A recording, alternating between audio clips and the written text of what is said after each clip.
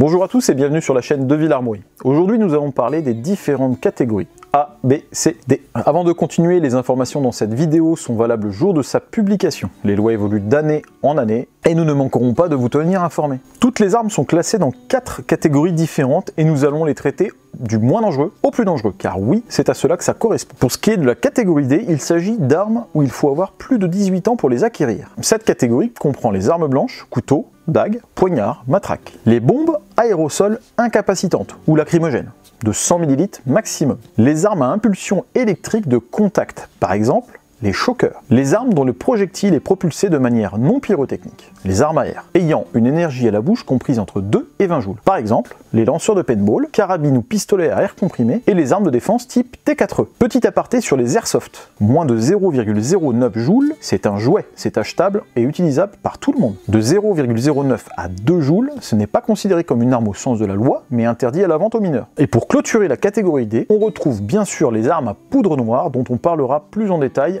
peut-être dans une autre vidéo, car il y a pas mal de particularités. Allez, on s'attaque au sujet le plus complexe, je pense, les armes de catégorie C. Déjà, comment les acquérir? Ça, c'est simple, très simple même. Une licence de tir, de balle-trappe ou permis de chasse en cours de validité, une carte d'identité, et ça suffit pour vous faire plaisir chez votre armurier préféré qui s'occupera des démarches administratives. Mais qu'est-ce qu'on peut acheter? C'est une question récurrente en boutique. Déjà, toute arme a un système non pyrotechnique de plus de 20 joules. Donc on retrouve dans cette niche des carabines à plomb ou des pistolets à plomb et les T4E de plus de 20 joules. Passons aux vraies armes qui tirent des munitions que l'on appellera des cartouches ou des balles. Je vous préviens, ça va être imbuvable. Vous allez sûrement devoir revoir cette vidéo plusieurs fois pour comprendre les différences. Ensuite, rappelez-vous que je parle des armes de catégorie C que vous pouvez acheter. Et je dis bien que vous pouvez acheter. Et non qui sont adaptés à utiliser en stand de tir au balle-trappe ou à la chasse. Ici, on parle du classement des armes. Donc, oui, un chasseur peut se payer une belle carabine de tir à longue distance, et inversement, un tireur peut se prendre un beau fusil de chasse. C'est souvent inadapté,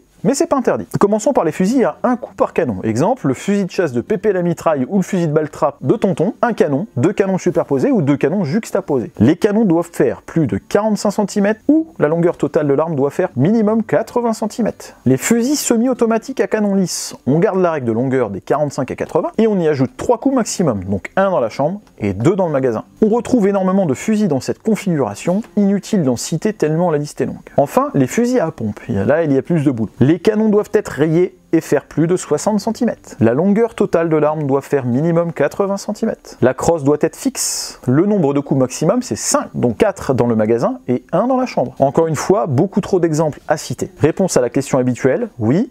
Les rayures droites sont des rayures, et donc ça marche. Passons aux carabines, celles qui tirent des balles, le 22 long rifle, le 7,64, le 308, etc., etc. Première règle valable pour toutes les carabines de catégorie C. Le canon doit faire 45 cm minimum, ou la longueur totale doit faire 80 cm. En réarmement manuel, on trouve les carabines à verrou.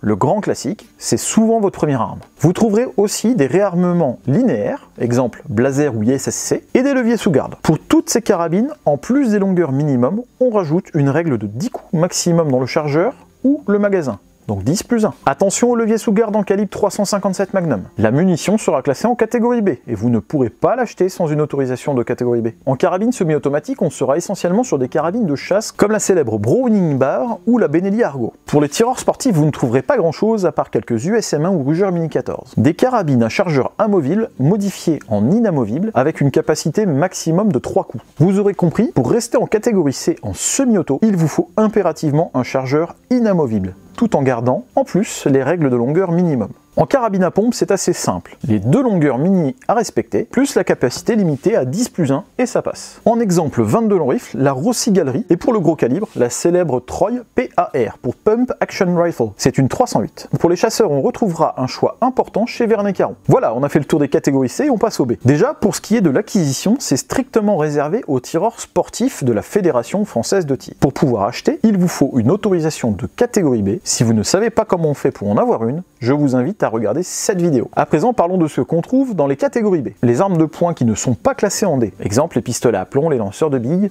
ou certains poudres noires. Quel que soit le calibre, le mode de fonctionnement ou encore la longueur du canon, une arme de poing c'est du B. Ensuite, les armes qui tirent un des 5 calibres suivants. Le 7,62-39, la munition des Kalachnikov. Le 5,56 par 45, la munition de nos FAMAS ou AR-15, qu'on appelle aussi le 223 Remington. Le 5,45-39, la munition de certains AK. La 12,7 par 99, la fameuse 12,7 ou 50 BMG. Et enfin le 14,5 par 114, un calibre de russe pour péter des tanks. Bref, si ça tire un de ces calibres, c'est du B4. Donc s'il vous vient l'idée de prendre une carabine en 223 Remington ou 50 BMG à verrou, sachez qu'elle sera en B et non en catégorie C. Enfin, par déduction des catégories C, toute carabine semi-automatique ou fusil à capacité supérieure à 3 coups ou chargeur amovible. Toute carabine à répétition avec une capacité supérieure à 10+1. Donc un chargeur 25 coups de 10-22 dans une rugeur rimfire à verrou, c'est une fausse bonne idée. Ça passe en B. Toute carabine ou fusil qui a un canon de moins de 45 cm. Tout fusil à pompe avec un canon de moins de 60 cm.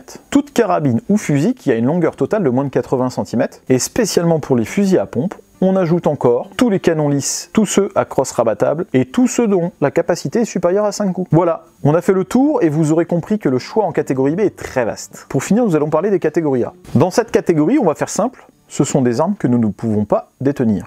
Ou plus détenir. Dans les grandes lignes, on retrouve les armes qui sont ou étaient capables de tirer en rafale. Les armes dissimulées, la canne fusil ou les stylos 22 long F par exemple, et les calibres supérieurs à 20 mm.